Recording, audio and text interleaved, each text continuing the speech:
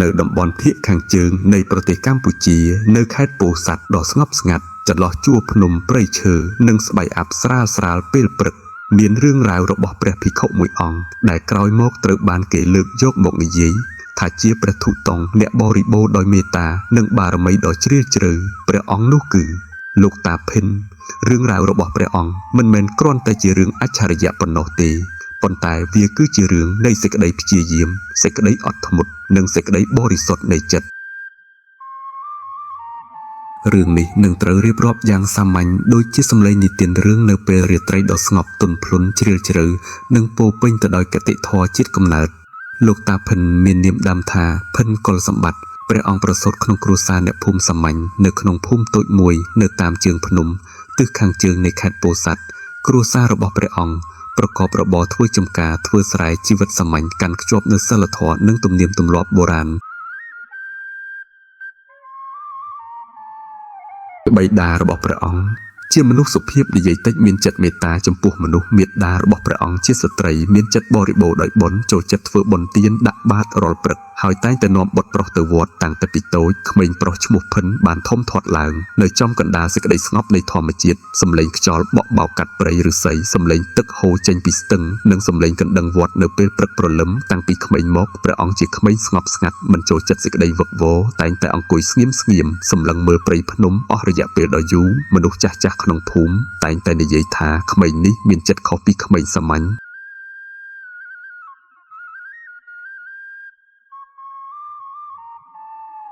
ហេតុការណ៍នៃសទ្ធាកាលព្រះអង្គមានព្រះជន្មប្រមាណ9ឆ្នាំមានហេតុការណ៍មួយដែលបានប្រែក្លាយជីវិតរបស់ព្រះអង្គអស់មួយជីវិតនៅថ្ងៃនោះក្មេងប្រុសភិនអាមបានតាមមេដាទៅវត្តនៅក្នុងពេលដែលអង្គុយស្ដាប់ព្រះសង្ឃសម្ដែងធម៌ព្រះអង្គបានគង់នៅយ៉ាងស្ងប់ស្ងាត់មិនញាប់ញ័រព្រះចៅអធិការដែលសម្ដែងធម៌គឺជាព្រះសង្ឃសាខាកម្មដ្ឋានមកពីភាគខាងជើងព្រះអង្គបានសម្ដែងអំពីអនិច្ចំភាពមិនទៀងទាត់នៃជីវិតអំពីសេចក្តីទុក្ខនិងការបណ្ដោយបង្អង់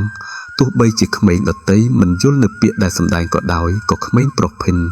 ត្រឡប់បានផ្ចង់ស្ដាប់រាល់ពាក្យសម្ដីបន្ទាប់ពីថ្ងៃនោះមកព្រះអង្គចាប់ផ្ដើមចូលចិត្តទៅវត្តជាប្រចាំចូលចិត្តបោសសម្អាតទីធ្លាវត្តចូលចិត្តនៅចិត្តព្រះសង្ឃនិងចូលចិត្តស្ដាប់ព្រះធម៌ទេសនាយ៉ាងយកចិត្តទុកដាក់សេចក្តីប្រាថ្នាក្នុងចិត្តកាលព្រះអង្គមានព្រះជន្មប្រមាណ12ឆ្នាំក្មេងប្រុសភិនបានពោលទៅកាន់មាតាដោយសុភាពថានាងម្ដាយខ្ញុំចង់បួសរៀនដើម្បីសិក្សាព្រះធម៌មាតាបានស្ដាប់រួចនៅស្ងៀមមួយស្របោះដោយក្តីស្រឡាញ់និងក្តីកង្វល់ប៉ុន្តែកាលណាបានឃើញនៅសេចក្តីតាំងចិត្តរបស់បុត្រក៏បានអនុញ្ញាតដោយចិត្តទន់ភ្លន់ការបួសជាសាមណេរបានចាប់ផ្ដើមឡើងយ៉ាងសាមញ្ញ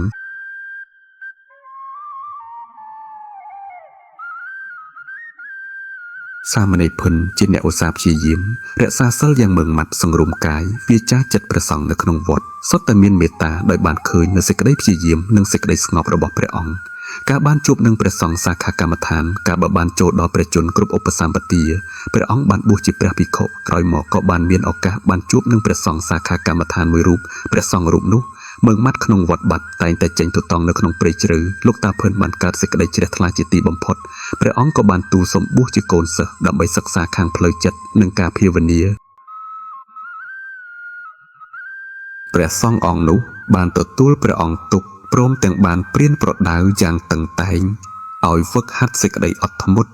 ឲ្យនៅជាមួយសេចក្តីស្ងប់និងឲ្យបានឃើញនៅសេចក្តីពិតនៃចិត្តការហ្វឹកហាត់ប្រតិបត្តិរបស់លោកតាភិនការហ្វឹកហាត់ប្រតិបត្តិរបស់លោកតាភិនក្រោមការមើលថែរបស់ព្រះសង្ឃសាខាកម្មដ្ឋានគឺសាមញ្ញប៉ុន្តែមើងម៉ាត់បំផុត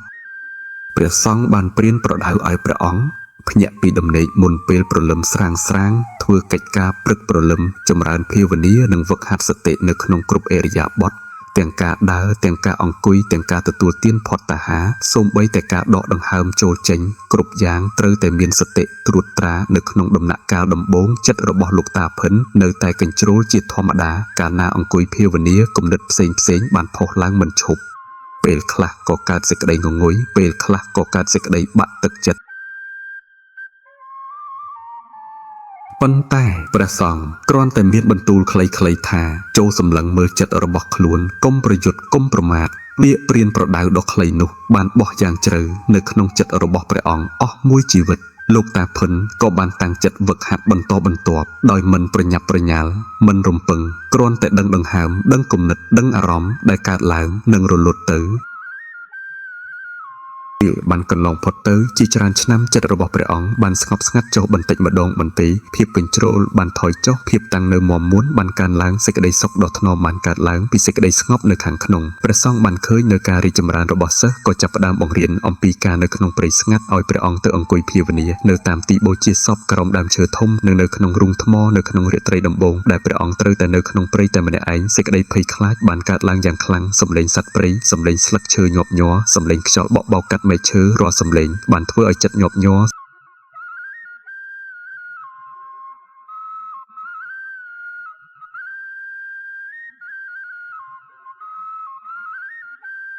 ប៉ុន្តែព្រះអង្គបានរកដល់ពាក្យព្រានប្រដៅរបស់ព្រះសង្ឃថាសេចក្តីភ័យខ្លាចវានៅត្រង់ចិត្តមិនមែននៅត្រង់ព្រៃទេព្រះអង្គក៏បានអង្គុយសង្កត់ភ្នែកចុះកំណត់ដង្ហើមសម្លឹងមើលសេចក្តីភ័យខ្លាចដោយស្ងប់ស្ងាត់មិនយូរប៉ុន្មានសេចក្តីភ័យខ្លាចក៏បានរសាត់បាត់បន្តិចម្ដងព្រិនសល់តែភាពស្ងៀមស្ងាត់និងសេចក្តីស្ងប់ដ៏ជ្រាលជ្រៅបទពិសោធន៍នោះបានធ្វើឲ្យព្រះអង្គយល់ដល់ព្រះធម៌យ៉ាងជ្រាលជ្រៅថាសេចក្តីទុក្ខទាំងពួងកើតឡើងពីចិត្តដែលមិនដឹងទាន់កាលណាបានវឹកហាត់នៅក្នុងព្រៃជាបន្តបន្ទាប់សេចក្តីអត់ធ្មត់របស់ព្រះអង្គបានកើនឡើងព្រះអង្គអាចនៅក្នុងព្រៃអស់រយៈពេលជាច្រើនថ្ងៃដោយមានតែផុតតាហារបន្តិចបន្តួចមិនរអ៊ូមិនទៀមទាមិនជាប់ជំពាក់ក្នុងសេចក្តីសុខស្រួលព្រះសង្ឃក៏បានផ្ដាច់ព្រះរាជវង្សអំពីការប្រតិបត្តិកម្រិតជ្រាលជ្រៅគឺការពិចារណាលើកាយឃើញនូវភាពមិនទៀងទាត់ឃើញនូវការបែកបាក់របស់សង្ខារលោកតាភិនបានវឹកហាត់យ៉ាងយកចិត្តទុកដាក់ពិចារណាលើរូបកាយតាមសេចក្តីពិតឃើញនូវការប្រែប្រួលនៅក្នុងគ្រប់ពេលវេលាឃើញនូវការកើតរលត់នៃដង្ហើមចិត្តរបស់ព្រះអង្គបានបន្ធូរបន្ថយនៅសេចក្តីប្រកាន់បន្តិចម្ដងសេចក្តីស្ងប់នៅខាងក្នុងបានបរិបូរណ៍ឡើងជាលំដាប់ថ្ងៃមួយព្រះសង្ឃបានហៅព្រះអង្គទៅជួបព្រះអង្គមានបន្ទូលដោយសំឡេងស្ងប់ស្ងាត់ថាដល់ពេលដែលឯងត្រូវតែចេញដំណើរហើយលោកតាភិនបានទទួលដោយក្តីគោរពព្រះសង្ឃមានបន្ទូលបន្តថាចូលឯងចេញទូតង់ទៅស្វែងរកសេចក្តីស្ងាត់ទៅវឹកហាត់ចិត្តឲ្យបានរឹងមាំព្រះអង្គបានទទួលការណែនាំឲ្យឆ្ពោះទៅកាន់ភ្នំក្រវាញនៅក្នុងខេត្តពោធិ៍សាត់ជាជួរភ្នំដ៏ធំល្វឹងល្វើយពោពេញទៅដោយព្រៃជ្រៅនិងសេចក្តីស្ងប់ស្ងាត់ជាកន្លែងដែលមនុស្សមានតិចណាស់ហ៊ានចូលទៅព្រះសង្ឃមានបន្ទូលតែប៉ុណ្ណោះថានៅទីនោះមានរឿងដែលត្រូវរៀនច្រើនលោកតាផន្តិតមិនបានសួរអ្វីបន្ថែមទេព្រះអង្គមានសេចក្តីជឿជាក់ទៅលើពាក្យព្រានប្រដៅរបស់គ្រូបាអាចារ្យមុននឹងចេញដំណើរព្រះអង្គបានក្រាបលាព្រះសង្ឃយ៉ាងថ្នមព្រះសង្ឃបានផ្ដល់ពាក្យព្រានប្រដៅចុងក្រោយថាចូលរក្សាសិលឲ្យបរិសុទ្ធរក្សាចិត្តឲ្យស្ងប់និងមានមេត្តាចំពោះសត្វលោកគ្រប់ប្រភេទពាក្យព្រានប្រដៅនោះបានក្លាយជាត្រីវិស័យនៃជីវិតរបស់ព្រះអង្គនៅក្នុងរាត្រីមួយខណៈដែលព្រះអង្គកំពុងសម្រាកក្រោមដើមឈើធំបានកើតហេតុការណ៍ចម្លែកមួយព្រះអង្គបានឮសំឡេងជើងដើរនៅជុំវិញតំបន់ប៉ុន្តែកាលណាបើកភ្នែកមើលក៏មិនឃើញអ្នកណាបរិយាកាសជុំវិញស្ងាត់ហើយត្រជាក់យ៉ាងចម្លែកខ្យល់បក់បោកស្រាបប៉ុន្តែផ្ដល់នូវអារម្មណ៍ធ្ងន់លោកតាភិនមិនមានអារម្មណ៍តក់ស្លុតទេព្រះអង្គគ្រាន់តែអង្គុយភាវនាបញ្ចេញមេត្តាទៅជុំវិញមិនយូរប៉ុន្មានភាពខុសប្រក្រតីនោះក៏បានបាត់បង់ទៅវិញបន្តិចម្ដងហេតុការណ៍នេះគ្រាន់តែជាចំណុចចាប់ផ្ដើមនៃអ្វីដែលកំបាំងអាចកំបាំងដែលព្រះអង្គនឹងត្រូវបានជួបនៅក្នុងការធុដង់ឆ្ពោះទៅកាន់ភ្នំក្រវាញការធ្វើដំណើររបស់ព្រះអង្គកំពុងនាំទៅកាន់ការសាកល្បងនៃចិត្តដែលជ្រាលជ្រៅនិងខ្លាំងជាងអ្វីដែលធ្លាប់បានជួបហើយព្រៃជ្រៅនៅខាងមុខនៅតែលាក់កំបាំងនៅរឿងរ៉ាវជាច្រើនការធ្វើដំណើររបស់លោកតាភិននៅតែបន្តយ៉ាងស្ងប់ស្ងាត់ផ្លូវទៅកាន់ភ្នំក្រវាញកាន់តែចូលជ្រៅទៅធម្មជាតិកាន់តែប្រែក្លាយកាន់តែច្រើន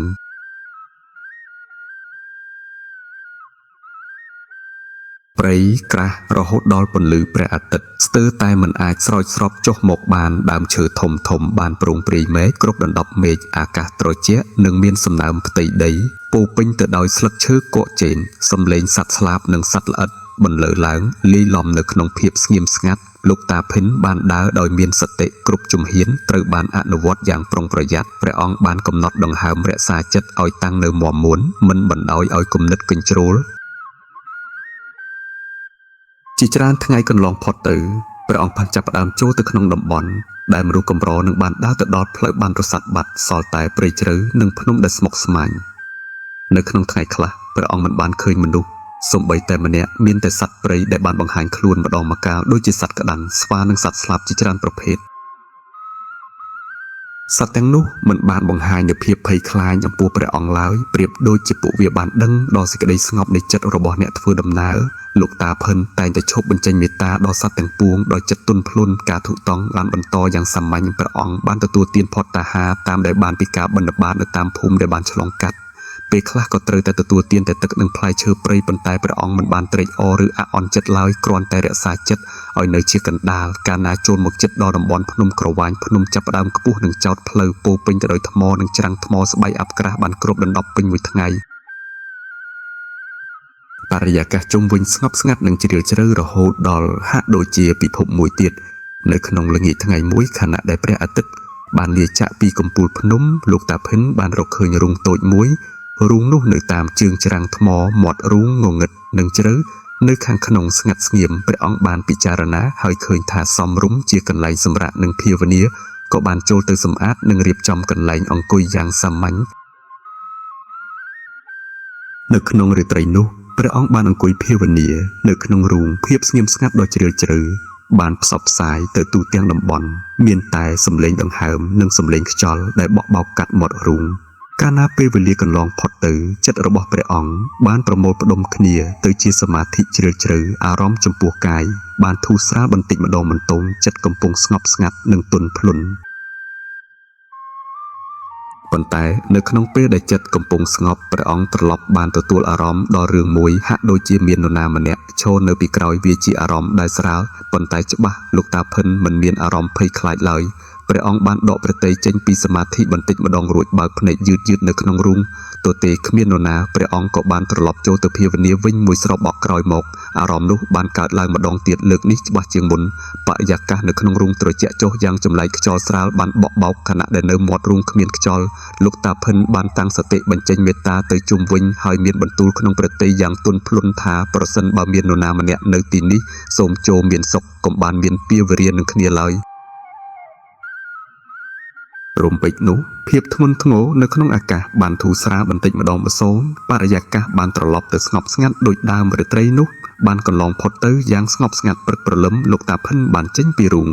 ដើម្បីបន្តដំណើរខណៈពេលដែលកំពុងតែនឹងចាកចេញព្រះអង្គបានបែរក្បាលទៅមើលមាត់រូងម្ដងទៀតនៅក្នុងភាពស្ងៀមស្ងាត់នោះព្រះអង្គបានកើតអារម្មណ៍ថាទីកន្លែងនេះមិនមែនគ្រាន់តែជាព្រៃធម្មតានោះទេប៉ុន្តែវាគឺជាព្រៃដែលពោពេញទៅដោយអ្វីដែលមើលមិនឃើញ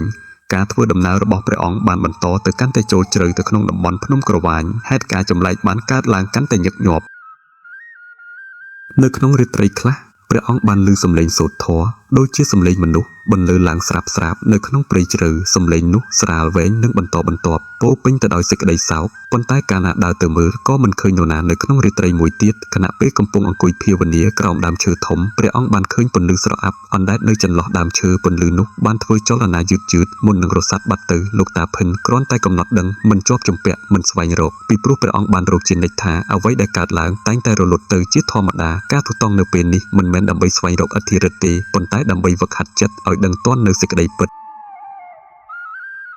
ជាច្រើនសប្តាហ៍កន្លងផុតទៅនៅទីបំផុតព្រះអង្គបានដើរមកដល់តំបន់កំពូលភ្នំមួយទីកន្លែងនោះស្ងប់ស្ងាត់ជ្រាលជ្រៅនិងពោពេញទៅដោយធម៌ពលនៃសេចក្តីស្ងាត់លោកតាភិនបានពិចារណាហើយឃើញថាសមរម្យជាកន្លែងសម្រាប់គង់វសាជាបណ្ដោះអាសន្នព្រះអង្គក៏បានកសាងកន្លែងស្នាក់នៅយ៉ាងសាមញ្ញដោយប្រើមែកឈើនិងស្លឹកឈើជីវិតនៅលើភ្នំក្រវាញកំពុងតែនឹងចាប់ផ្ដើមឡើងហើយទីកន្លែងនេះនឹងក្លាយជាកន្លែងដែលបានប្រែក្លាយជីវិតរបស់ព្រះអង្គយ៉ាងជ្រាលជ្រៅជាងគ្រប់ដងហេតុការណ៍ដែលនឹងកើតឡើងបន្ទាប់ពីនេះនឹងក្លាយជាការសាកល្បងនៃសទ្ធាសេចក្តីក្លាហាននិងសេចក្តីមេត្តាដែលនឹងនាំលោកតាភិនចូលទៅកាន់បទពិសោធន៍ដែលនៅលើពីការយល់ដឹងរបស់មនុស្សសាមញ្ញរាត្រីដំបូងនៅលើភ្នំក្រវាញកំពុងតែនឹងបង្ហាញនៅអ្វីដែលព្រះអង្គមិនធ្លាប់បានគិតទុកជាច្រើនថ្ងៃកន្លងផុតទៅព្រះអង្គបានចាប់ផ្ដើមចូលទៅក្នុងតំបន់ដែលមនុស្សកម្រនឹងបានដើរទៅដល់ផ្លូវបានរសាត់បាត់សល់តែព្រៃជ្រៅនិងភ្នំដែលស្មុគស្មាញនៅក្នុងថ្ងៃខ្លះព្រះអង្គមិនបានឃើញមនុស្ស សំបីតែម្នាក់មានតែសត្វព្រៃដែលបានបង្ហាញខ្លួនម្ដងម្កាលដូចជាសត្វក្តាន់ស្វានិងសត្វស្លាបជាច្រើនប្រភេទសត្វទាំងនោះមិនបានបង្ហាញនូវភាពភ័យខ្លាចចំពោះព្រះអង្គឡើយប្រៀបដូចជាពួកវាបានដឹងដល់សេចក្តីស្ងប់នៃចិត្តរបស់អ្នកធ្វើដំណើរលោកតាភិនតែងតែឈប់បញ្ចេញមេត្តាដល់សត្វទាំងពួងដោយចិត្តទន់ភ្លន់ការទូតតង់បានបន្តយ៉ាងសាមញ្ញព្រះអង្គបានទទួលទានភត្តាហារតាមដែលបានពីការបិណ្ឌបាតនៅតាមភូមិដែលបានឆ្លងកាត់ពេលខ្លះក៏ត្រូវតែទទួលទានតែទឹកនិងផ្លែឈើព្រៃប៉ុន្តែព្រះអង្គមិនបានត្រេកអរឬអាក់អន់ចិត្តឡើយគ្រាន់តែរក្សាចិត្តឲ្យនៅជាកណ្ដាលកាលណាចូលមកចិត្តដល់តំបន់ភ្នំក្រវាញភ្នំចាប់ផ្ដើមខ្ពស់និងចោតផ្លូវពោពេញទៅដោយថ្មនិងច្រាំងថ្មស្បៃអាប់ក្រាស់បានគ្របដណ្ដប់ពេញមួយថ្ងៃបរិយាកាសជុំវិញស្ងប់ស្ងាត់និងជ្រាលជ្រៅរហូតដល់ហាក់ដូចជាពិភពមួយទៀតនៅក្នុងល្ងាចថ្ងៃមួយខណៈដែលព្រះអាទិត្យបានលាចាកពីកំពូលភ្នំលោកតាភិនបានរកឃើញរូងតូចមួយរូងនោះនៅតាមជើងច្រាំងថ្មមាត់រូងងងឹតនិងជ្រៅនៅខាងក្នុងស្ងាត់ស្ងៀមព្រះអង្គបានពិចារណាហើយឃើញថាសំរុំជាកន្លែងសម្រាកនិងភាវនាក៏បានចូលទៅសម្អាតនិងរៀបចំកន្លែងអង្គុយយ៉ាងសាមញ្ញនៅក្នុងរាត្រីនោះព្រះអង្គបានអង្គុយភាវនានៅក្នុងរូងភាពស្ងៀមស្ងាត់ដ៏ជ្រាលជ្រៅបានផ្សព្វផ្សាយទៅទូទាំងតំបន់មានតែសំឡេងដង្ហើមនិងសំឡេងខ្យល់ដែលបក់បោកកាត់មាត់រូងកាលណាពេលវេលាកន្លងផុតទៅចិត្តរបស់ព្រះអង្គបានប្រមូលផ្ដុំគ្នាទៅជាសមាធិជ្រាលជ្រៅអារម្មណ៍ចំពោះកាយបានធូរស្រាលបន្តិចម្ដងបិទជីចំបំពង់ស្ងប់ស្ងាត់និងទន់ភ្លន់ប៉ុន្តែនៅក្នុងពេលដែលចិត្តកំពុងស្ងប់ព្រះអង្គត្រឡប់បានទទួលអារម្មណ៍ដល់រឿងមួយហាក់ដូចជាមាននរណាម្នាក់ឈរនៅពីក្រោយវាជាអារម្មណ៍ដែលស្រាលប៉ុន្តែច្បាស់លោកតាភិនមិនមានអារម្មណ៍ភ័យខ្លាចឡើយព្រះអង្គបានដកព្រះទ័យចេញពីសមាធិបន្តិចម្ដងរួចបើកភ្នែកយឺតៗនៅក្នុងរូងទទេគ្មាននរណាព្រះអង្គក៏បានត្រឡប់ចូលទៅភាវនា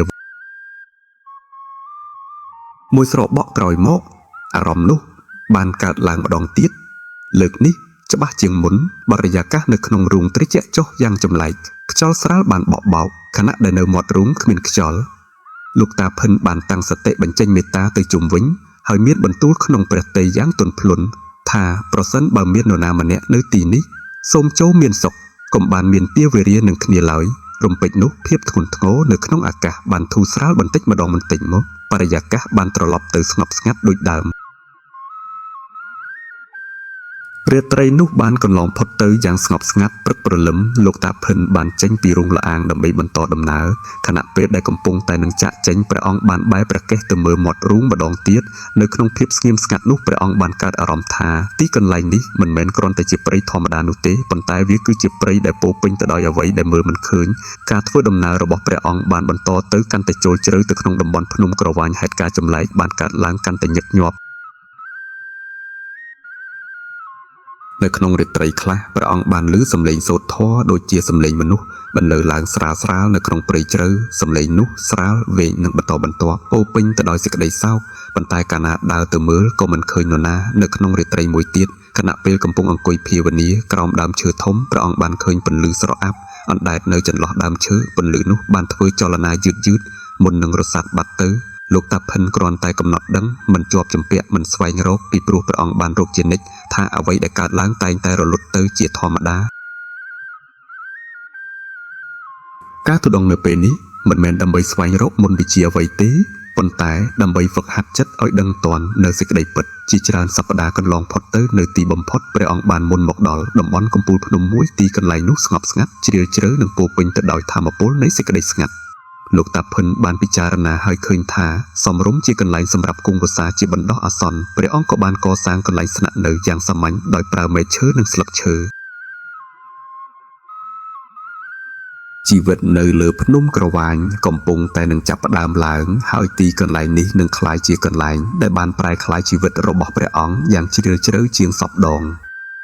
ហេតុការណ៍ដែលនឹងកើតឡើងបន្ទាប់ពីនេះនឹងក្លាយជាការសាក់លបងនៃសទ្ធាសេចក្តីក្លាហាននិងសេចក្តីមេត្តាដែលនឹងនាំលោកតាភិនចូលទៅកាន់បទពិសោធន៍ដែលនៅលើសពីការយល់ដឹងរបស់មនុស្សសាមញ្ញរាត្រីដំបូងនៅលើភ្នំក្រវាញបរិយាកាសស្ងប់ស្ងាត់ជ្រាលជ្រៅរហូតដល់បានឮសំឡេងបេះដូងរបស់ខ្លួនឯងស្បែកអាប់ពណ៌សបានអណ្ដែតគ្របដណ្ដប់ព្រៃខ្យល់ត្រជាក់បានបក់បោកស្រាលស្រាលកាត់តាមកំពូលឈើលោកតាភិនបានអង្គុយភាវនានៅក្នុងទីស្នាក់អាស្រ័យតូចដែលសង់ឡើងពីមែកឈើនិងស្លឹកឈើពន្លឺព្រះច័ន្ទបានជ្រាបចូលតាមរន្ធស្លឹកឈើបង្កើតជាស្រមោលធ្វើចលនានៅលើផ្ទៃដី ព្រះអង្គបានអង្គុយសមាធិកំណត់ដង្ហើមយ៉ាងស្ងប់ស្ងាត់ចិត្តបានប្រមូលផ្ដុំគ្នាបន្តិចម្ដងបន្លងទៅជាតែមួយភាពស្ងៀមស្ងាត់ខាងក្រៅបានបញ្ចូលគ្នាជាមួយនឹងសេចក្តីស្ងប់នៅខាងក្នុងកាលវេលាបានកន្លងផុតទៅដោយយូរអង្វែងនៅក្នុងពេលដែលចិត្តកំពុងថ្នមរហូតដល់ល្អិតល្អន់បំផុតព្រះអង្គបានទទួលអារម្មណ៍ដល់ការប្រែក្លាយនៃបរិយាកាសអាកាសជុំវិញត្រជាក់ចុះយ៉ាងរំពេចសំឡេងសត្វល្អិតដែលធ្លាប់បន្លឺឡើងក៏ស្ងាត់ឈឹងសេចក្តីស្ងប់បានคล้ายទៅជាភាពស្ងប់ស្ងាត់ដែលធ្ងន់លោកតាភិនមិនមានអារម្មណ៍ភ័យខ្លាចឡើយព្រះអង្គគ្រាន់តែដឹងតាមដែលវាកើតឡើងរំពេចនោះបានកើតមានសម្លេងជើងដើរស្រាប់ស្រាប់នៅលើផ្ទៃស្លឹកឈើសម្លេងនោះបានចូលមកជិតបន្តិចម្ដងប៉ុន្តែកាលណាបើកភ្នែកមើលក៏មិនឃើញនរណាព្រះអង្គបានសង្កត់ភ្នែកចុះតាំងសតិឲ្យមាំមួនអារម្មណ៍ថាមាននរណាម្នាក់ឈរនៅចំពោះមុខកាន់តែច្បាស់ឡើងវាជាអារម្មណ៍ដែលមិនអាចមើលឃើញដោយភ្នែកប៉ុន្តែអាចដឹងបានដោយចិត្តលោកតាភិនបានបញ្ចេញមេត្តាយ៉ាងទន់ភ្លន់ថាសត្វទាំងពួងប្រសិនបើមានសេចក្តីទុក្ខសូមចូលបានរួចផុតពីសេចក្តីទុក្ខប្រសិនបើមានពាវេរានឹងគ្នាសូមចូលអភ័យទោសដល់គ្នានឹងគ្នាកាលណាចិត្តបរិបូរទៅដោយមេត្តាបរិយាកាសដ៏ធ្ងន់ក៏បានធូរស្រាលបន្តិចម្ដងអ៊ីងាសេចក្តីត្រជាក់បានថយចុះសម្លេងធម្មជាតិបានត្រឡប់មកវិញប៉ុន្តែហេតុការណ៍មិនបានបញ្ចប់ត្រឹមតែប៉ុណ្ណោះទេនៅក្នុងរាត្រីបន្តបន្ទាប់បានកើតមានហេតុការណ៍ចម្លែកកើតឡើងម្ដងទៀតនៅក្នុងរាត្រីខ្លះមានសម្លេងដូចជាមនុស្សដើរជុំវិញទីស្នាក់នៅក្នុងរាត្រីខ្លះមានក្លិនក្រអូបស្រាលអណ្ដែតមកដោយមិនដឹងប្រភពហើយពេលខ្លះបានកើតឡើងនៅរូបភាពដូចជាស្រមោលកំពុងធ្វើចលនាកាត់តាមកន្ទុយភ្នែក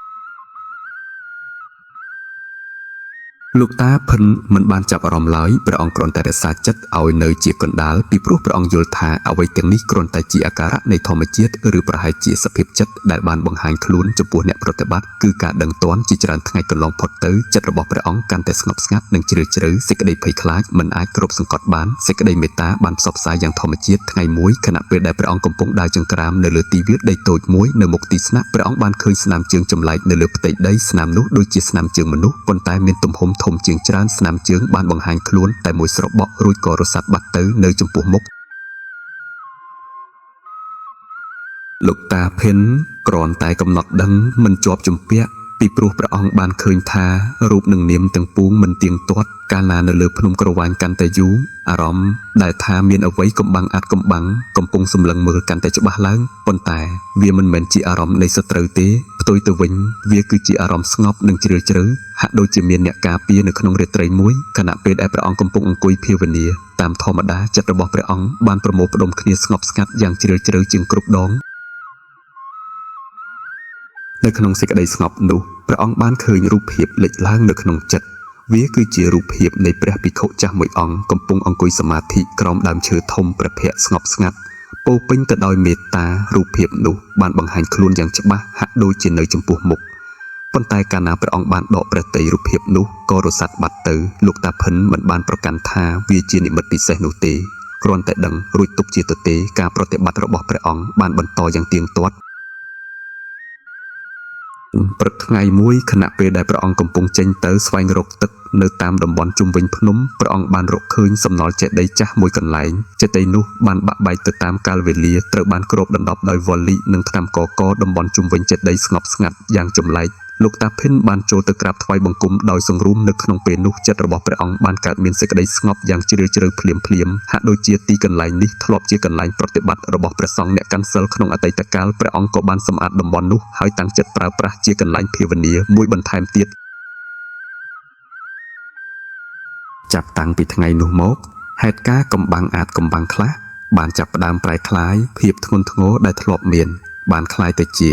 សេចក្តីស្ងប់និងទន់ភ្លន់សម្លេងចម្លែកបានថយចុះបរិយាកាសជុំវិញហាក់ដូចជាពោពេញទៅដោយមេត្តាប៉ុន្តែនៅក្នុងសេចក្តីស្ងប់នោះការសាក់លបងពិតប្រាកដកំពុងរងចាំនៅខាងមុខពីព្រោះព្រៃជ្រៅនៃភ្នំក្រវាញនៅតែលាក់កំបាំងអាចកំបាំងជាច្រើនហើយហេតុការណ៍ដែលនឹងកើតឡើងបន្ទាប់ពីនេះនឹងសាក់លបងសទ្ធារបស់លោកតាភិនយ៉ាងដែលមិនធ្លាប់មានពីមុនមក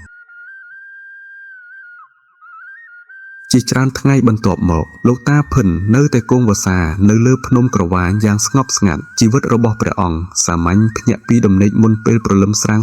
ធ្វើកិច្ចការព្រឹកព្រលឹមអង្គុយភាវនាដើរចង្ក្រាមនិងបញ្ចេញមេត្តាដល់សត្វទាំងពួងការរស់នៅបានបន្តដោយទៀងទាត់មិនខ្វះមិនលើសចិត្តរបស់ព្រះអង្គបានតាំងនៅមាំមួនកាន់តែខ្លាំងឡើងជារៀងរាល់ថ្ងៃប៉ុន្តែព្រៃជ្រៅនេះនៅតែមានអ្វីមួយដែលសាកល្បងចិត្តរបស់អ្នកប្រតិបត្តិ ថ្ងៃមួយខណៈពេលដែលព្រះអង្គកំពុងដើរចុះពីកំពូលភ្នំដើម្បីស្វែងរកប្រភពទឹកព្រះអង្គបានឮសំឡេងយំសោកស្រាបស្រាបបន្លឺឡើងពីព្រៃខាងក្រោមសំឡេងនោះដូចជាសំឡេងមនុស្សពោពេញទៅដោយសេចក្តីទុក្ខលោកតាភិនបានឈប់ស្ដាប់ដោយមានសតិសំឡេងនោះមិនមែនជាសំឡេងសត្វព្រៃទេប៉ុន្តែដូចជានរណាម្នាក់កំពុងយំដោយសារសេចក្តីឈឺចាប់ព្រះអង្គមិនបានប្រញាប់ប្រញាល់ទេគ្រាន់តែដើរតាមសំឡេងនោះយ៉ាងស្ងប់ស្ងាត់កាន់តែដើរចូលទៅបរិយាកាសកាន់តែត្រជាក់និងស្ងាត់ខ្យល់បានឈប់បក់សំឡេងសត្វល្អិតក៏ស្ងាត់ឈឹងកាលណាបានទៅដល់តំបន់មួយក្រោមដើមឈើធំសំឡេងយំសោកនោះក៏បានឈប់ភ្លាមជុំវិញទទេគ្មាននរណាលោកតាភិនបានឈរនៅស្ងៀមតាំងចិត្តបញ្ចេញមេត្តាថាអ្នកណាដែលមានសេចក្តីទុក្ខសូមចូលបានរួចផុតពីសេចក្តីទុក្ខសូមចូលបានទទួលនូវសេចក្តីស្ងប់កាលណាបានពោលចប់ខ្យល់ត្រជាក់បានបក់បោកស្រាប់ស្រាបបរិយាកាសជុំវិញបានធូរស្រាលទោះបីជាមិនឃើញនរណាប៉ុន្តែព្រះអង្គដឹងថាមានអ្វីមួយបានទទួលនៅមេត្តារបស់ព្រះអង្គបន្ទាប់ពីថ្ងៃនោះមកសំឡេងយំសោកមិនបានលេចឡើងទៀតទេនៅក្នុងរាត្រីមួយខណៈពេលដែលព្រះអង្គកំពុងអង្គុយភាវនានៅក្បែរសំណល់ចេតិយចាស់ចិត្តរបស់ព្រះអង្គបានស្ងប់ស្ងាត់យ៉ាងជ្រាលជ្រៅនៅក្នុងសេចក្តីស្ងប់នោះបានកើតមានពន្លឺទន់និងស្រទន់បានបង្ហាញខ្លួននៅជុំវិញតំបន់ពន្លឺនោះមិនមែនជាពន្លឺភ្លើងមិនមែនជាពន្លឺព្រះច័ន្ទវាគឺជាពន្លឺដែលផ្ដល់នូវអារម្មណ៍ស្ងប់និងត្រជាក់នៅក្នុងពន្លឺនោះបានបង្ហាញស្រមោលដូចជាព្រះភិក្ខុជាច្រើនរូបកំពុងអង្គុយសមាធិយ៉ាងស្ងប់ស្ងាត់រូបភាពនោះស្ងប់ពោពេញទៅដោយសិលនិងមេត្តាលោកតាភិនមិនមានអារម្មណ៍តក់ស្លុតទេព្រះអង្គគ្រាន់តែតាំងចិត្តអោនថ្វាយបង្គំរួចត្រឡប់ទៅកំណត់ដង្ហើមវិញមួយស្របក់ក្រោយមករូបភាពទាំងអស់បានរសាត់បាត់ទៅសល់តែភាពស្ងៀមស្ងាត់ដោយដើមចាប់តាំងពីរាត្រីនោះមកការភាវនារបស់ព្រះអង្គកាន់តែថ្នមរត់ដល់ទិញចិត្តបានតាំងនៅមាំមួនយ៉ាងឆាប់រហ័សសេចក្តីស្ងប់បានគង់វង្សអស់រយៈពេលដ៏យូរហាក់ដូចជាទីកន្លែងនេះកំពុងជំរុញការប្រតិបត្តិរបស់អ្នកមានសទ្ធាកាលវេលាបានកន្លងផុតទៅជាច្រើនខែកាយរបស់លោកតាភិនបានស្គមស្គាំងប៉ុន្តែក្រសែភ្នែកស្ងប់ស្ងាត់និងភ្លឺថ្លាចិត្តទន់ភ្លន់កាន់តែខ្លាំងឡើងសត្វព្រៃជាច្រើនប្រភេទបានចាប់ផ្ដើមចូលមកជិតទីស្នាក់អាស្រ័យរបស់ព្រះអង្គសត្វក្តាន់បានដើរកាត់ដោយមិនភ័យខ្លាចសត្វស្លាបបានមកអង្គុយនៅក្បែរហើយសម្លឹងមើលយ៉ាងស្ងប់ស្ងាត់លោកតាភិនបានបញ្ចេញមេត្តាដល់សត្វទាំងពួងយ៉ាងស្មើភាពសេចក្តីមេត្តានោះបានផ្សព្វផ្សាយទៅទូទាំងតំបន់ប៉ុន្តែការសាកល្បងដ៏សំខាន់បានកើតឡើងនៅក្នុងរាត្រីដ៏ងងឹតមួយមេឃគ្មានពន្លឺព្រះច័ន្ទខ្យល់បក់បោកយ៉ាងខ្លាំងដើមឈើញាប់ញ័រឮសំឡេងយ៉ាងខ្លាំងខណៈពេលដែលព្រះអង្គកំពុងអង្គុយភាវនាបានកើតសំឡេងក្រហមទាបនិងជ្រាលជ្រៅពីក្នុងព្រៃនៅចំពោះមុខសំឡេងនោះធ្ងន់និងគួរឲ្យភ័យខ្លាច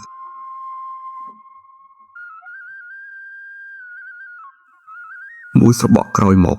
ស្រមោលធំមួយបានបង្ហាញខ្លួននៅត្រង់គែមមកពន្លឺវាគឺជាខ្លាព្រៃធំមួយវាបានដើរចូលមកយ៉ាងយឺតភ្នែករបស់វាកំពុងសម្លឹងមករកលោកតាភិនត្រង់លោកតាភិនមិនបានធ្វើចលនារត់គេចឡើយព្រះអង្គគ្រាន់តែអង្គុយនៅស្ងៀមបញ្ចេញមេត្តាដោយចិត្តបរិសុទ្ធខ្លាព្រៃបានឈប់នៅចម្ងាយមិនឆ្ងាយប៉ុន្មានសម្លឹងមើលអស់រយៈពេលដ៏យូរបរិយាកាសស្ងប់ស្ងាត់និងជ្រាលជ្រៅ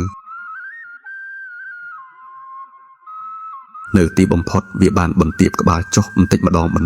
រួចក៏ដើរចេញទៅយ៉ាងស្ងប់ស្ងាត់ហេតុការណ៍នោះបានធ្វើឲ្យឃើញនៅអានុភាពនៃមេត្តាដែលអាចធ្វើឲ្យសត្វសាហាវបន្ធូរបន្ថយនៅសេចក្តីកាចសាហាវបន្ទាប់ពីហេតុការណ៍នោះមកគេឈ្មោះរបស់ព្រះទូតដងដែលបានគង់វសានៅលើភ្នំក្រវាញបានចាប់ផ្ដើមផ្សព្វផ្សាយទៅកាន់ភូមិឆ្ងាយអ្នកភូមិមួយក្រុមបានចាប់ផ្ដើមធ្វើដំណើរឡើងភ្នំដើម្បីមកក្រាបថ្វាយបង្គំព្រះអង្គលោកតាភិនបានទទួលយ៉ាងមេត្តាបានព្រានប្រដៅឲ្យរក្សាសិលឲ្យមានសតិនិងឲ្យធ្វើអំពើល្អ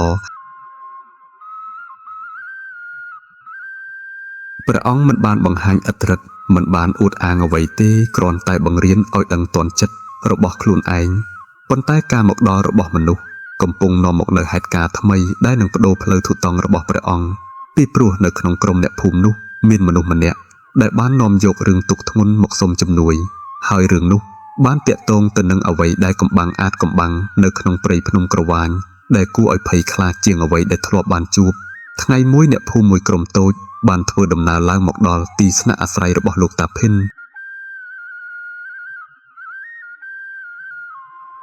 ព្រះអង្គមិនបានបង្ហាញឥទ្ធិឫទ្ធិមិនបានអួតអាងអ្វីទេគ្រាន់តែបង្រៀនឲ្យដឹងទាន់ចិត្តរបស់ខ្លួនឯងប៉ុន្តែការមកដល់របស់មនុស្សកំពុងនាំមកនៅហេតុការណ៍ថ្មីដែលនឹងបដូរផ្លូវទូតង់របស់ព្រះអង្គ ពីព្រោះនៅក្នុងក្រុមអ្នកភូមិនោះមានមនុស្សម្នាក់ដែលបាននាំយករឿងទុកធ្ងន់មកសុំជំនួយហើយរឿងនោះបានតាក់ទងទៅនឹងអ្វីដែលកំបាំងអាចកំបាំងនៅក្នុងព្រៃភ្នំក្រវាញដែលគួរឲ្យភ័យខ្លាចជាងអ្វីដែលធ្លាប់បានជួបថ្ងៃមួយអ្នកភូមិមួយក្រុមតូចបានធ្វើដំណើរឡើងមកដល់ទីស្នាក់អាស្រ័យរបស់លោកតាភិនទឹកមុខរបស់ពួកគាត់ពោពេញទៅដោយសេចក្តីទុក្ខនិងសេចក្តីភ័យខ្លាចកាលណាក្រាបចុះនៅចំពោះមុខព្រះអង្គបរិសុទ្ធដែលជាមេក្រុមបានពោលដោយសំឡេងញាប់ញ័រថាលោកតាសូមមេត្តាជួយពួកខ្ញុំផងលោកតាភិនបានអង្គុយស្ដាប់យ៉ាងស្ងប់ស្ងាត់មិនប្រញាប់ប្រញាល់ព្រះអង្គមានបន្ទូលតែប៉ុណ្ណោះថាចូលរៀបរាប់មកតាមសេចក្តីពិតបរិសុទ្ធនោះបានរៀបរាប់ថានៅក្នុងភូមិរបស់ពួកគាត់មានហេតុការណ៍ចម្លែកកើតឡើងជាបន្តបន្ទាប់សត្វចិញ្ចឹមបានបាត់បង់ទៅដោយមិនដឹងមូលហេតុមនុស្សនៅក្នុងភូមិខ្លះបានធ្លាក់ខ្លួនឈឺយ៉ាងរំពេចហើយនៅក្នុងពេលយប់មានសម្លេងចម្លែកបន្លឺឡើងពីព្រៃក្បែរភូមិសម្លេងនោះដូចជាសម្លេងស្រែកដោយសេចក្តីក្រោធនិងសេចក្តីទុក្ខមនុស្សជាច្រើនបានឃើញស្រមោលចម្លែកដើរនៅតាមគែមព្រៃប៉ុន្តែកាលណាចូលទៅមើលក៏មិនឃើញអ្វីអ្នកភូមិជឿថាប្រហែលជាមានអ្វីដែលមើលមិនឃើញកំពុងរំខានពួកគាត់ដូច្នេះពួកគាត់ក៏បានធ្វើដំណើរមកសុំមេត្តាពីលោកតាភិនកាលបើបានស្ដាប់ចប់លោកតាភិនបាននៅស្ងៀមមួយស្របោះព្រះអង្គមិនបានបង្ហាញនូវភាពភ្ញាក់ផ្អើលទេគ្រាន់តែមានបន្ទូលយ៉ាងទន់ភ្លន់ថាសេចក្តីភ័យខ្លាចធ្វើឲ្យចិត្តទុក្ខប៉ុន្តែអ្វីទាំងអស់សុទ្ធតែមានហេតុនិងបច្ច័យព្រះអង្គបានណែនាំឲ្យអ្នកភូមិរក្សាសិលកុំបៀតបៀនគ្នានឹងគ្នានិងចម្រើនមេត្តាចំពោះសត្វទាំងពួងប៉ុន្តែកាលណាបានឃើញនៅសេចក្តីទុក្ខរបស់អ្នកភូមិយ៉ាងពិតប្រាកដព្រះអង្គក៏បានទទួលនឹងចុះទៅកាន់ភូមិព្រឹកព្រលឹមលោកតាភិនបានធ្វើដំណើរចុះពីភ្នំក្រវាញជាមួយនឹងអ្នកភូមិការធ្វើដំណើរបានឆ្លងកាត់ព្រៃស្ងាត់និងជ្រាលជ្រៅនៅតាមផ្លូវព្រះអង្គបានដឹងដល់ភាពមិនប្រក្រតីនៃបរិយាកាសអាកាសធ្ងន់ខ្យល់បក់បោកជារឿយៗយ៉ាងមិនទៀងទាត់កាលណាបានទៅដល់ភូមិបរិយាកាសពោពេញទៅដោយសេចក្តីភ័យខ្លាចមុខមាត់អ្នកភូមិតានតឹងក្មេងៗមិនហ៊ានចេញពីផ្ទះនៅពេលយប់លោកតាភិនបានដើរស្វែងរកជុំវិញភូមិយ៉ាងស្ងប់ស្ងាត់កាលណាបានទៅដល់គែមព្រៃព្រះអង្គបានឈប់ឈរតាំងសតិបញ្ចេញមេត្តាទៅជុំវិញព្រះអង្គបានដឹងដល់សេចក្តីទុក្ខអ្វីមួយដែលនៅមិនទាន់ធូរស្រាលវាមិនមែនជាសេចក្តីកាចសាហាវទេប៉ុន្តែវាគឺជាសេចក្តីទុក្ខដែលបានជាប់ជំពាក់លោកតាភិនក៏បានណែនាំឲ្យអ្នកភូមិរៀបចំកន្លែងស្ងប់ស្ងាត់សម្រាប់ធ្វើបុណ្យនិងចម្រើនមេត្តារួមគ្នានៅក្នុងរាត្រីនោះអ្នកភូមិបានប្រមូលផ្ដុំគ្នាយ៉ាងពេញលេញលោកតាភិនបាននាំសូត្រមេត្តាដោយសំឡេងស្ងប់និងទន់ភ្លន់បរិយាកាសជុំវិញបានស្ងប់ស្ងាត់ចុះបន្តិចម្ដងបាត់អងខ្យល់ដែលធ្លាប់បក់បោកយ៉ាងខ្លាំងបានធូរស្រាលភាពអាប់អួរក្នុងអាកាសបានធូរស្រាលនៅក្នុងពេលដែលកំពុងអង្គុយភាវនាលោកតាភិនបានទទួលអារម្មណ៍ដល់ការប្រែក្លាយសេចក្តីទុក្ខដែលធ្លាប់ធ្ងន់បានធូរស្រាលបន្តិចម្ដងបន្ទាយហាក់ដូចជាមាននរណាម្នាក់បានទទួលនៅសេចក្តីស្ងប់បន្ទាប់ពីរាត្រីនោះមកហេតុការចម្លែកនៅក្នុងភូមិបានថយចុះយ៉ាងច្បាស់អ្នកភូមិបានកើតសេចក្តីជ្រះថ្លាក្នុងព្រះធម៌ប៉ុន្តែមុនពេលដែលលោកតាភិននឹងត្រឡប់ឡើងភ្នំក្រវាញវិញមានបុរសចំណាស់ម្នាក់បានមកសុំជួបព្រះអង្គបុរសចំណាស់បានរៀបរាប់រឿងដែលមិនធ្លាប់មាននរណាដឹងគាត់បានថ្លែងថានៅក្នុងអតីតកាលព្រៃនេះធ្លាប់ជាកន្លែងប្រតិបត្តិរបស់ព្រះសង្ឃអ្នកកាន់សិលជាច្រើនប៉ុន្តែក្រោយមកបានកើតហេតុការណ៍ហិង្សាធ្វើឲ្យមនុស្សបោះបង់ចោលទីកន្លែងនេះសេចក្តីទុក្ខនិងសេចក្តីប្រកាន់របស់មនុស្សក្នុងអតីតកាលនៅតែវិលវល់នៅសល់លោកតាភិនបានស្ដាប់យ៉ាងស្ងប់ស្ងាត់ព្រះអង្គបានយល់ថាទីកន្លែងខ្លះបានប្រមូលផ្ដុំបច្ច័យខាងផ្លូវចិត្តរបស់មនុស្សការដោះស្រាយមិនមែនដោយការប្រយុទ្ធទេប៉ុន្តែវាគឺជាការបង្កើតមេត្តានិងសេចក្តីស្ងប់ក្រោយពីបានជួយអ្នកភូមិរួចលោកតាភិនបានត្រឡប់ឡើងភ្នំក្រវាញម្ដងទៀតការប្រតិបត្តិរបស់ព្រះអង្គកាន់តែជ្រាលជ្រៅឡើងចិត្តបានតាំងនៅមាំមួនមិនញាប់ញ័រប៉ុន្តែការធុតង្គររបស់ព្រះអង្គនៅមិនទាន់បញ្ចប់នៅឡើយទេពីព្រោះព្រះសង្ឃដែលជាគ្រូបាអាចារ្យធ្លាប់បានថ្លែងទុកថាភ្នំក្រវាញគ្រាន់តែជាចំណុចចាប់ផ្ដើមហើយថ្ងៃណាមួយលោកតាភិននឹងត្រូវតែប្រឈមមុខនឹងការសាក់លបងដែលជ្រាលជ្រៅជាងមុនផ្លូវនៃព្រះធម៌របស់ព្រះអង្គកំពុងនាំទៅកាន់ហេតុការណ៍ដ៏សំខាន់ដែលនឹងប្រែក្លាយជីវិតរបស់ព្រះអង្គអស់មួយជីវិត ក្រោយពីបានត្រឡប់ទៅកាន់ភ្នំក្រវាញលោកតាភិននៅតែបន្តរស់នៅយ៉ាងស្ងប់ស្ងាត់ព្រៃជ្រៅនៅតែស្ងាត់ប៉ុន្តែអារម្មណ៍រៀងទៅនៅក្នុងចិត្តរបស់ព្រះអង្គបានប្រែក្លាយចិត្តរបស់ព្រះអង្គកាន់តែថ្នមទៅនឹងរសើបចំពោះការប្រែក្លាយនៃធម្មជាតិជាងមុនការភាវនានៅក្នុងរាល់ថ្ងៃអាចចូលទៅកាន់សេចក្តីស្ងប់បានយ៉ាងឆាប់រហ័សគំនិតបង្កើតបានថយចុះនៅសល់តែការដឹងខ្លួនដែលតាំងនៅមាំមួននៅក្នុងរាត្រីមួយខណៈពេលដែលព្រះអង្គកំពុងអង្គុយភាវនានៅក្បែរសំណល់ចេតិយចាស់ចិត្តរបស់ព្រះអង្គបានស្ងប់ស្ងាត់យ៉ាងជ្រាលជ្រៅនៅក្នុងសេចក្តីស្ងប់នោះព្រះអង្គបានទទួលអារម្មណ៍ដល់ស្ទ្រីមនៃអារម្មណ៍អ្វីមួយមិនមែនជាសេចក្តីភ័យខ្លាចមិនមែនជាសេចក្តីធ្ងន់ប៉ុន្តែវាគឺជាសេចក្តីសោកដ៏ជ្រាលជ្រៅហាក់ដូចជាមាននរណាម្នាក់កំពុងរងចាំជំនួយលោកតាភិនបានតាំងចិត្តបញ្ចេញមេត្តាយ៉ាងទន់ភ្លន់អារម្មណ៍នោះបានច្បាស់ឡើងបន្តិចម្ដងបន្តិចនៅក្នុងសេចក្តីស្ងប់នៃចិត្តរូបភាពខ្លះបានបង្ហាញខ្លួនវាគឺជារូបភាពនៃទីកន្លែងមួយនៅក្នុងព្រៃជ្រៅមានដើមឈើធំដួលរលំស្ទះផ្លូវហើយផ្ទៃដីបានរលំចុះរូបភាពនោះបានបង្ហាញខ្លួនតែមួយស្របក់រួចក៏រលត់ទៅលោកតាភិននឹងមិនបានប្រកាន់ថាវាជារឿងអច្ឆរិយៈទេប៉ុន្តែបានពិចារណាថាប្រហែលជាវាជាសញ្ញាឲ្យទៅស្វែងរកព្រឹកព្រលឹមព្រះអង្គបានចេញដំណើរតាមទិសដៅដែលបានបង្ហាញនៅក្នុងចិត្តផ្លូវពិបាកត្រូវតែដើរកាត់ព្រៃដុះក្រាស់ឡើងកាត់ថ្មនិងឫសឈើកាលណាបានដើរអស់រយៈពេលដ៏យូរព្រះអង្គបានរកឃើញទីកន្លែងដែលបានឃើញនៅក្នុងរូបភាព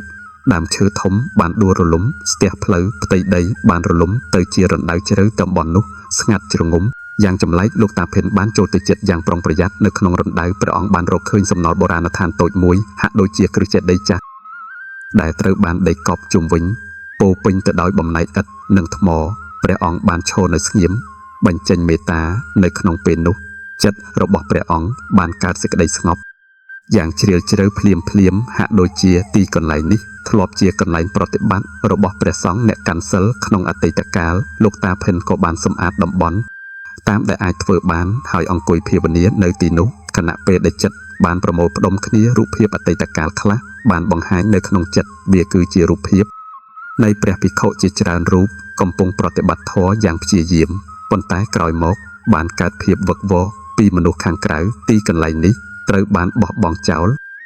សេចក្តីទុក្ខសេចក្តីប្រកាន់នៅតែវិលវល់កាលណាដកព្រះទ័យពីសមាធិលោកតាភិនបានយល់ថាសេចក្តីទុក្ខដែលវិលវល់ត្រូវតែបានបន្ធូរបន្ថយដោយមេត្តា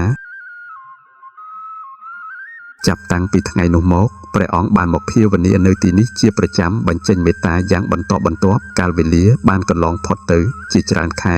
បរិយាកាសជុំវិញតំបន់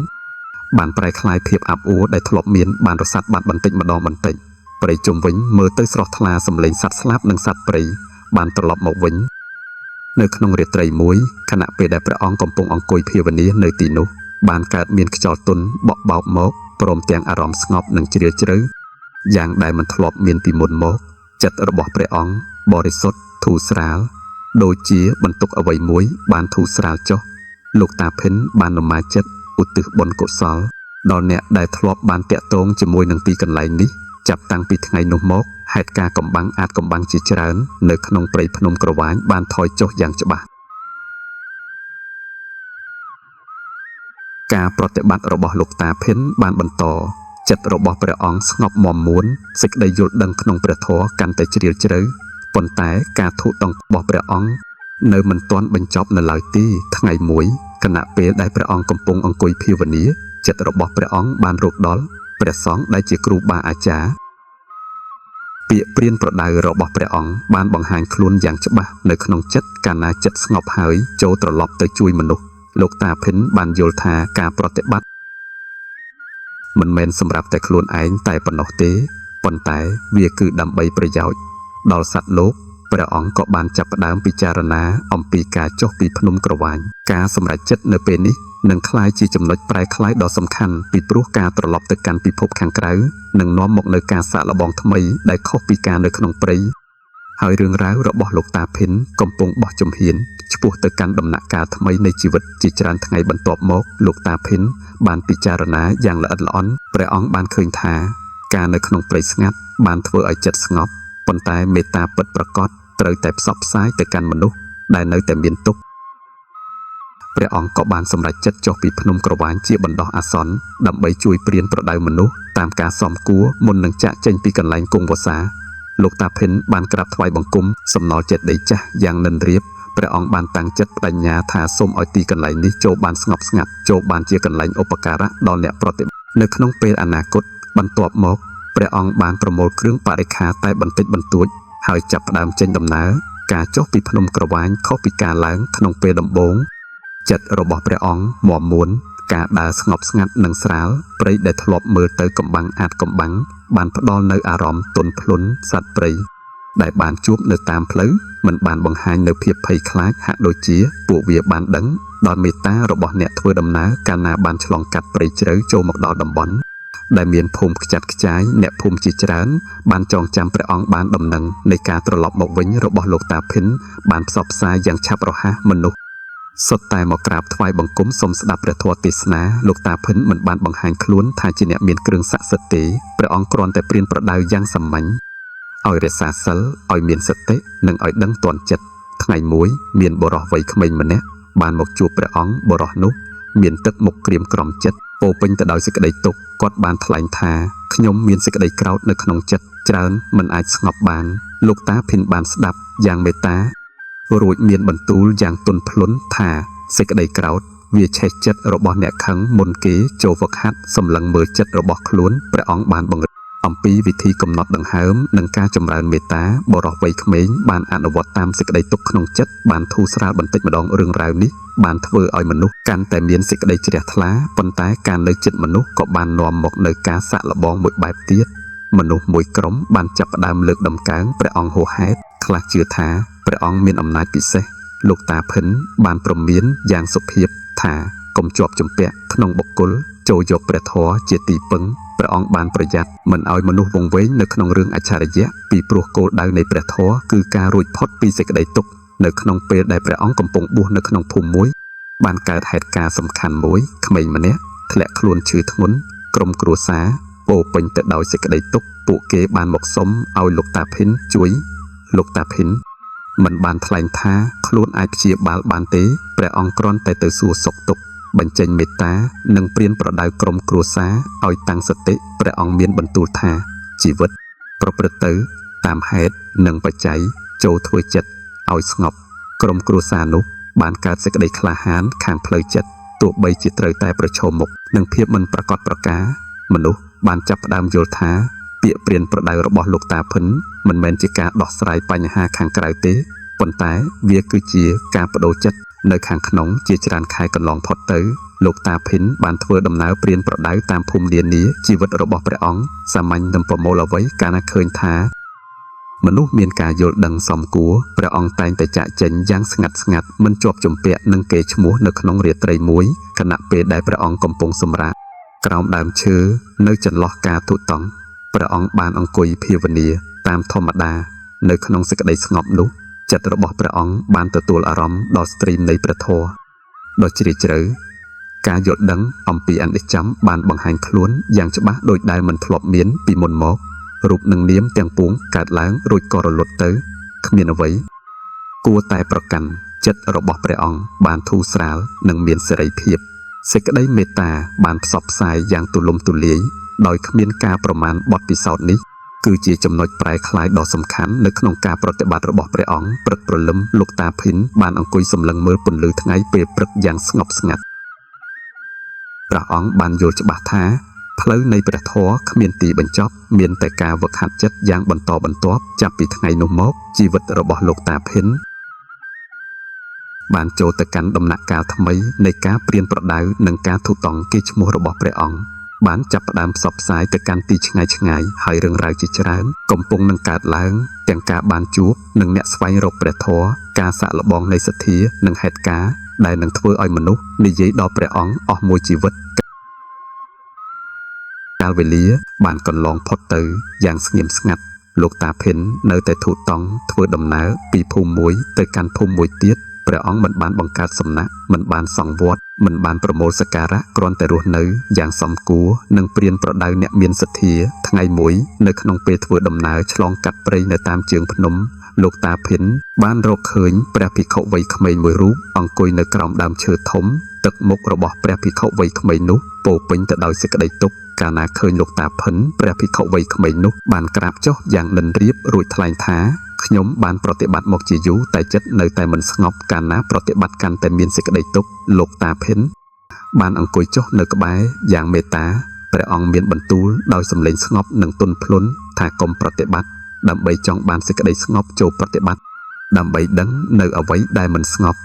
ព្រះភិក្ខុវ័យក្មេងបាននៅស្ងៀមស្ដាប់លោកតាភិនបានបង្រៀនឲ្យដឹងទាន់នៅសេចក្តីប្រាថ្នានិងមិនបង្ខំចិត្តគ្រាន់តែដឹងតាមដែលវាកើតឡើងព្រះភិក្ខុវ័យក្មេងបានស្ដាប់រួចបានកើតសេចក្តីយល់ភ្នែកដែលធ្លាប់តឹងតែងបានធូរស្រាលបន្តិចម្ដងបន្នងគាត់បានក្រាបលាដោយសេចក្តីជ្រះថ្លាហេតុការណ៍នេះបានធ្វើឲ្យមនុស្សចាប់ផ្ដើមនិយាយថា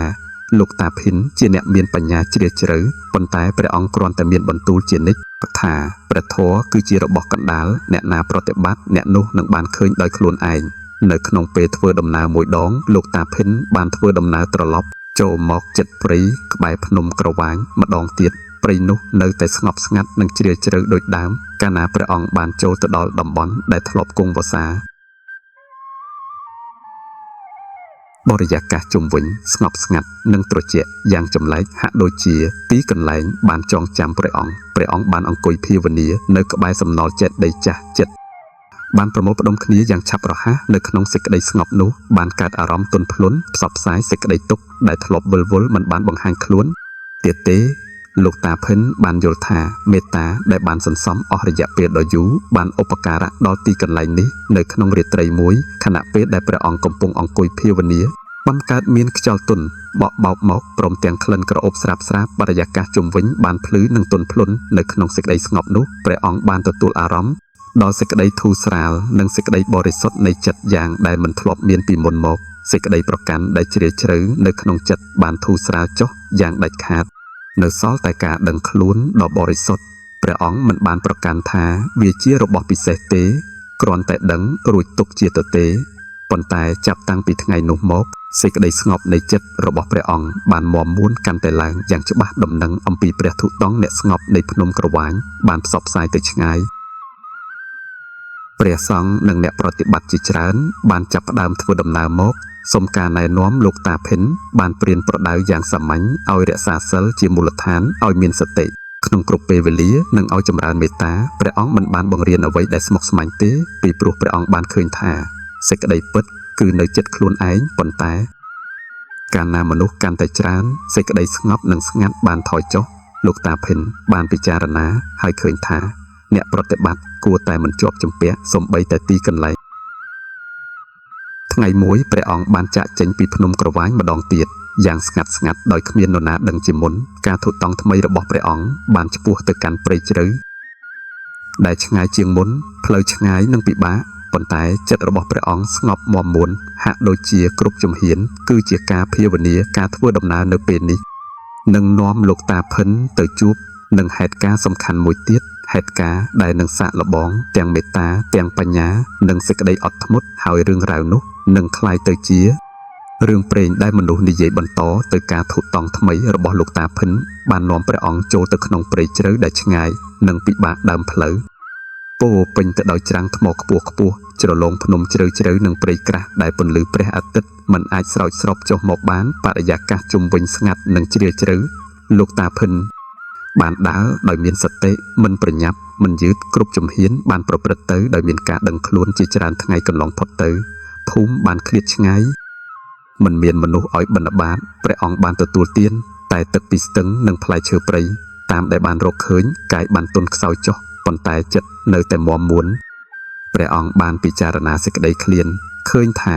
វាគ្រាន់តែជាអាការៈនៃកាយមិនត្រេកអរមិនអាក់អន់ចិត្តនៅក្នុងរាត្រីមួយខណៈពេលដែលព្រះអង្គកំពុងសម្រាកក្រោមថ្មបានកើតព្យុះភ្លៀងយ៉ាងខ្លាំងខ្យល់បក់បោកយ៉ាងខ្លាំងភ្លៀងបានបោកបក់មកមិនឈប់សេចក្តីត្រជាក់បានជ្រាបចូលទៅក្នុងកាយលោកតាភិនបានអង្គុយភាវនាកំណត់ដឹងសេចក្តីត្រជាក់តាមដែលវាកើតឡើងចិត្តមិនញាប់ញ័រព្រះអង្គបានពិចារណាថាកាយនេះមិនទៀងទាត់វាគ្រាន់តែជាធាតុតាមធម្មជាតិកាលណាចិត្ត មិនមានសេចក្តីទុក្ខសេចក្តីត្រជាក់ក៏គ្រាន់តែជាអារម្មណ៍រាត្រីនោះបានកន្លងផុតទៅដោយសេចក្តីអត់ធ្មត់និងសតិព្រឹកព្រលឹមមេចេះបានស្រឡះខណៈពេលដែលព្រះអង្គកំពុងបន្តដំណើរព្រះអង្គបានរកឃើញបុរសម្នាក់ដេកសន្លប់នៅក្រោមដើមឈើកាយស្គមស្គាំងរោគសញ្ញាទន់ខ្សោយកាលណាបុរសនោះ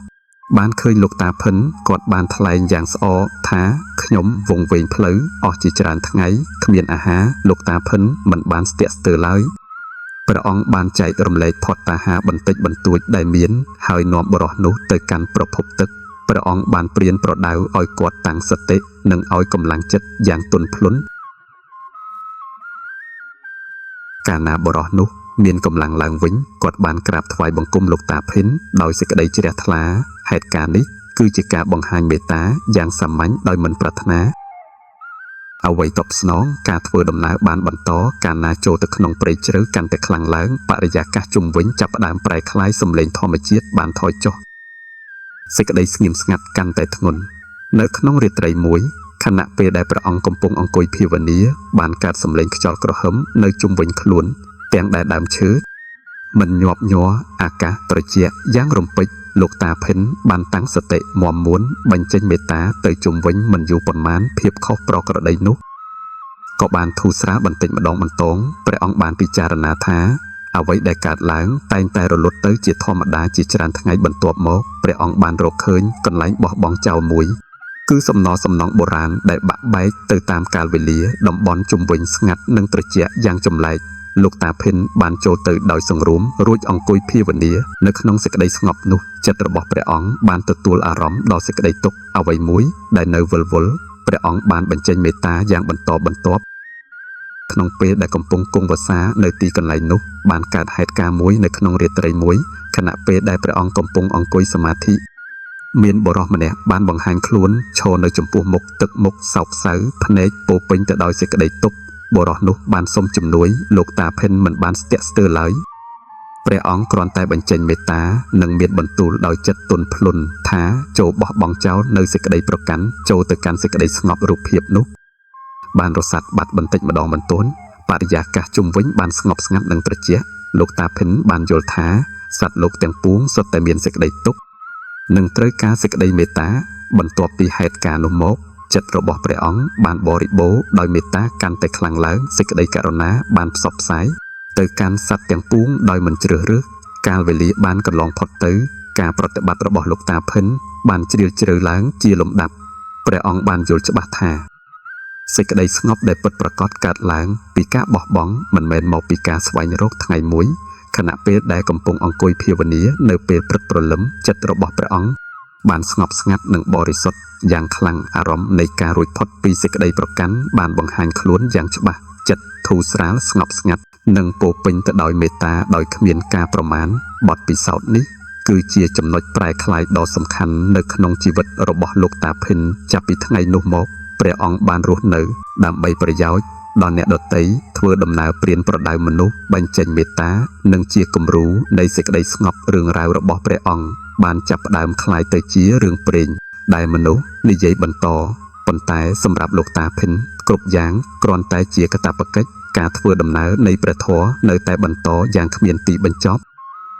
សេចក្តីបញ្ចប់រឿងរ៉ាវរបស់លោកតាភិនមិនមែនគ្រាន់តែជារឿងព្រេងនៃព្រះធុដង្គមួយរូបប៉ុណ្ណោះទេប៉ុន្តែវាគឺជាគំរូរបស់អ្នកដែលបានហ្វឹកហាត់ចិត្តបោះបង់សេចក្តីប្រកាន់និងបានចាត់ចែងមេត្តាចំពោះពិភពលោកគតិធម៌នៃរឿងនេះគឺសេចក្តីស្ងប់មិនមែននៅត្រង់ព្រៃទេប៉ុន្តែវានៅត្រង់ចិត្តសេចក្តីសុខមិនមែនកើតឡើងពីការមានច្រើនទេប៉ុន្តែកើតឡើងពីការបោះបង់អ្នកណាដឹងទាន់ចិត្តរបស់ខ្លួនអ្នកនោះរួចផុតពីសេចក្តីទុក្ខសូមបញ្ចប់ត្រឹមតែប៉ុណ្ណោះសូមអរគុណ